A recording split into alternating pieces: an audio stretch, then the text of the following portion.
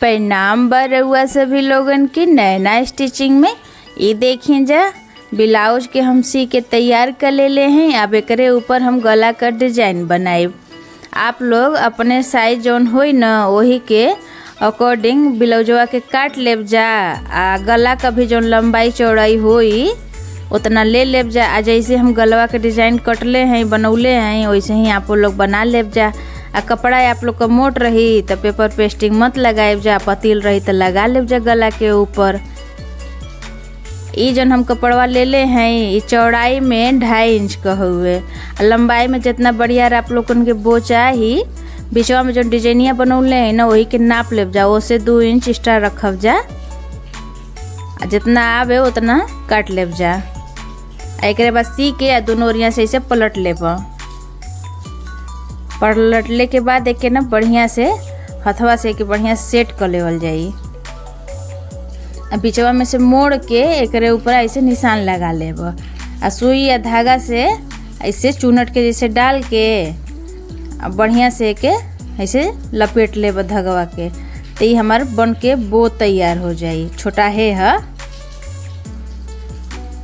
बीचवा में जितना जगह हवा रही उतने न बढ़िया बनी।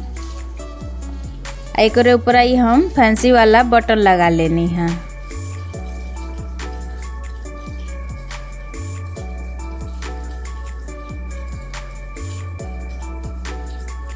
ये हम वो बना के तैयार कर लेनी। आ कपड़वा के बीचवा से मोड़ करके एकदम बीचों बीच ऐसे निशान लगा लेब। निशान हम लगा लेनी। अभी हमें ये बउआ के रख के एकरे ऊपर किनरवा से सी लेब मशीनिया से। ये देखिन जा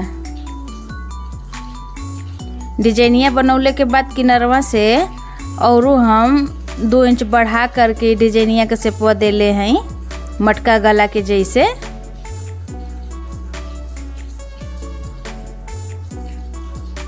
ये दोनों ओर से सी लेनी। अब अधिकवा जौन कपड़वा हुए ओके काट के ऐसे निकाल देब दोनों ओरिया से। दोनों ओर से काट लेनी। ए बीचवा में ऐसे तिरछा में हम लेस लगा लेब। लेस ई तनी पतिलका से हल्का सा चौड़ा हुए ये वाला लेसवा। आप लोग के पास जौन हो ओके लगा लेब जा। लेसवा की हुए तक हम लगाए। यही तरह दूसर को और लेसवा के लगा लेब।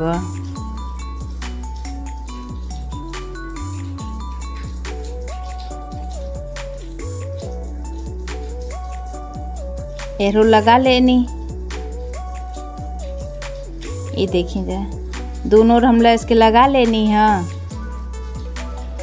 एकरे बाद ये जौन लेसवा है ये दूसर लेस तनी डिजाइन बनल हुए किनरवा से एक हम यहाँ गलवा के ऊपर लगाए बढ़िया से सेट करत का। इहो पतिलका से तनी से मोटे हुए 3 किस्म का लेस होला। एगो एकदम पतील होला, एगो तैसे से मोट होला, एगो तने ओसे होला। तो बीच वाला साइज का है। आप लोग कमेंट करके हमें ज़रूर बताएब जा कि आप लोग के हमार डिजाइन कैसन लगत है। और भी हमार वीडियो अपलोड है वो सब डिजाइन आप लोगों के कैसन लगत है ना देख ले हो कब जा तो एक बार देख ज़रूर लेब जा।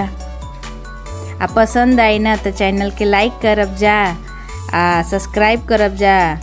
नीचे में बेल आइकन होला ओके दबा के प्रेस कर लेब जा जैसे, तो ओके ऑल करे के होला। ऑल कर लेब जाना तो और भी हम जो डिजाइन डालब तो ओका पता है आप लोगों के चल जाए करे।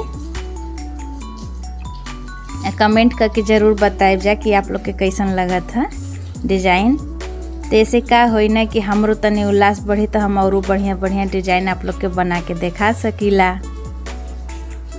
आई लटकन हम बना के पहले ही से रखले रहनी है तो कि हम गलवा पे ऐसे लगा लेब। एक डोरिया जौन बा न रेडीमेड वाला है। आ कपड़ा के डोरी अब की उतना लगावत है, सब रेडीमेड में लगावेला। ये देखिए बांध लेनी अब हम गला पर। आ लटकन आप लोगन के जैसन चाहे डिजाइन वाला चाहे वैसे बना लेब जा। यहाँ तो हम सिंपले लगौनी है। ये देखिए जा हमार डिजाइन बन करके तैयार हो गई। बनावे में बिल्कुल आसान रहल है, आ देखे में बहुत ज़्यादा सुंदर लगत है। तो आप लोग कमेंट करके ज़रूर बताएब जा कि आप लोगन के डिज़ाइन कैसन लगल है। अगर हमार डिज़ाइन आप लोगन के पसंद आयल है तो हमारे वीडियो के लाइक करब जा, चैनल के सब्सक्राइब करब जा, आ कमेंट करके ज़रूर बताएब जा। उम्मीद बा कि हमरे बतौले का तरीका आप लोगन के पसंद आयल होई। धन्यवाद।